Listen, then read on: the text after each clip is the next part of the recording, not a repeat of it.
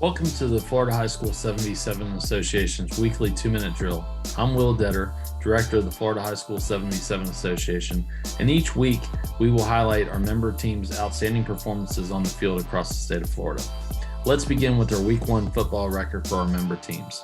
Member teams posted 78 wins this past Friday night and only 40 losses. 17 of those 40 losses came at the hands of other FHS7v7A member teams, and that equates to a 66% winning percentage for Week 1. Great job to our member teams on their Week 1 successes on the field. Now, let's highlight some outstanding performances this past week by our member teams. Heading to South Florida for the number 5 performance, the Wellington Wolverines quarterback Ryan Anthony stole the show, going 10 for 11 for 215 yards and a touchdown, and rushing 5 times for 90 yards and 2 touchdowns in their 41-0 shutout of Park Vista. Moving up the coast for the number 4 spot, Vero Beach checks in, posting a 54-6 victory over South Fork. The Indians' offense was led by 2 quarterbacks, including Tyler Anderson, who went 11 for 15 for 232 yards and 3 touchdowns and 154.9 QBR rating, and Jake Whitley, who went 11 for 14 for 98 yards, 2 touchdowns, and 136.3 QBR rating. Star receiver Andrevius Jacobs got in on the action, hauling in 5 catches for 127 yards and 2 touchdowns on the night. The number 3 spot belongs to our very own 2022 FHS7v7A state champions from Seminole High School.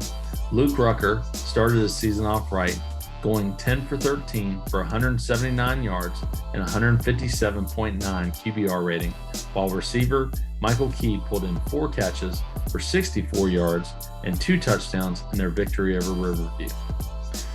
The number 2 spot, the Alonzo Ravens lit up the scoreboard and claimed the number 2 performance with a 73-8 win over Freedom to open their season.